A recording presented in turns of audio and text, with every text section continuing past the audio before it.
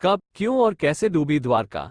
श्री कृष्ण की नगरी द्वारिका महाभारत युद्ध के 36 वर्ष पश्चात समुद्र में डूब जाती है। द्वारिका के समुद्र में डूबने से पूर्व श्री कृष्ण सहित सारे यदुवंशी भी मारे जाते हैं। समस्त यदुवंशियों के मारे जाने और द्वारिका के समुद्र में विलीन होने के पीछे मुख्य रूप से दो घटनाएं जिम्मेदार है। एक माता गांधारी द्वारा श्री कृष्ण को दिया गया श्राप और दूसरा ऋषियों द्वारा श्री कृष्ण पुत्र साम को दिया गया श्राप। आइए इस घटना पर विस्तार से जानते हैं। प्राचीन द्वारका नगरी गांधारी ने दिया था यदुवंश के नाश का श्राप।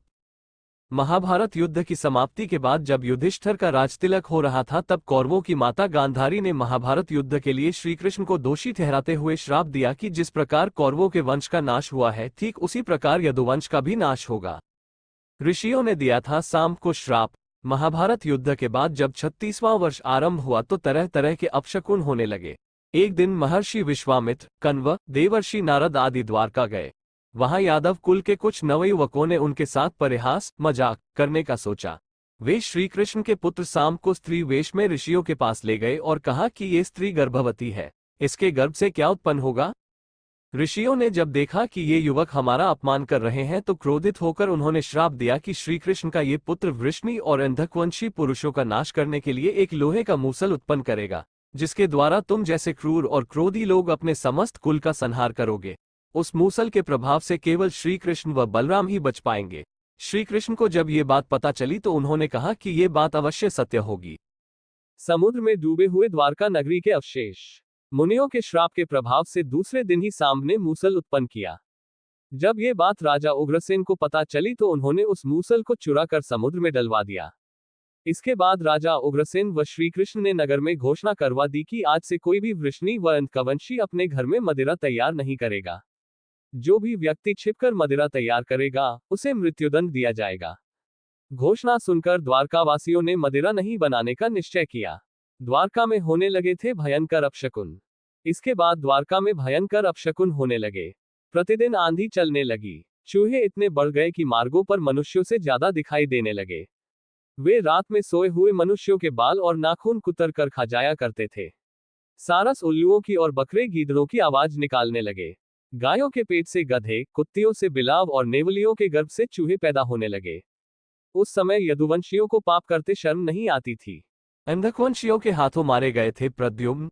जब श्रीकृष्ण ने नगर में होते इन अपशकुनों को देखा तो उन्होंने सोचा कि कौरवों की माता गांधारी का श्राप सत्य होने का समय आ गया है। इन अपशकुनों को देखकर तथा पक्ष के 13वें दिन अमावस्या का संयोग जानकर श्रीकृष्ण काल की अवस्था पर विचार करने लगे। उन्होंने देखा कि इस समय वैसा ही योग बन रहा है जैसा महाभारत के युद्ध के समय बना था।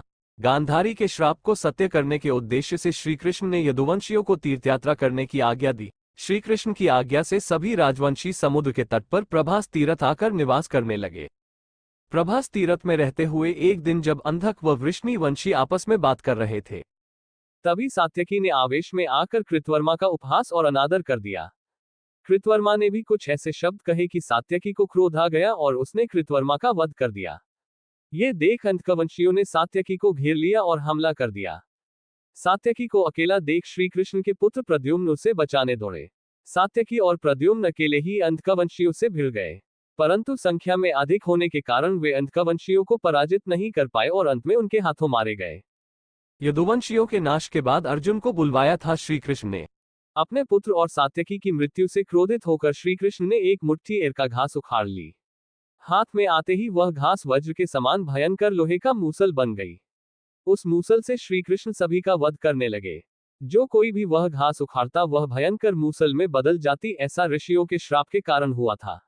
उन मूसलों के एक ही प्रहार से प्राण निकल जाते थे। उस समय काल के प्रभाव से अंधक, भोज, शिनी और वृष्णि वंश के वीर मूसलों से एक दूसरे का वध करने लगे। यदुवंशी भी आपस में लड़ते हुए मरने लगे। श्रीकृष्ण के देखते ही देखते साम, चारोदेश, अनिरुद्ध और गद की मृत्यु हो गई। फिर तो श्रीकृष्ण और भी क्रोधित हो गए और उन्होंने शेष बचे सभी वीरों का संहार कर डाला। अंत में केवल दारुक, श्रीकृष्ण के सारथी ही शेष बचे थे।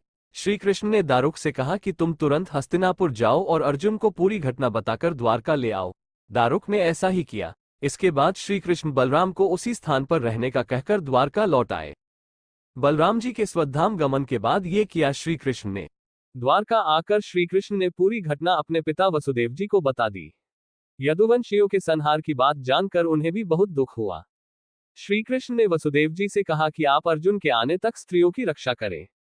इस समय बलराम जी वन में मेरी प्रतीक्षा कर रहे हैं, मैं उनसे मिलने जा रहा हूं। जब श्री कृष्ण ने नगर में स्त्रियों का विलाप सुना तो उन्हें सांत्वना देते हुए कहा कि शीघ्र ही अर्जुन द्वारका आने वाले हैं, वे ही तुम्हारी रक्षा करेंगे। ये कहकर श्री कृष्ण बलराम से मिलने चल पड़े। वन में जाकर श्री कृष्ण ने देखा कि बलराम जी समाधि में लीन है। देखते ही देखते उनके मुख से सफेद रंग का बहुत बड़ा सांप निकला और समुद्र की ओर चला गया। उस सांप के हजारों मस्तक थे। समुद्र ने स्वयं प्रकट होकर भगवान शेषनाग का स्वागत किया। बलराम जी द्वारा देह त्यागने के बाद श्री कृष्ण उस सूने वन में विचार करते हुए घूमने लगे।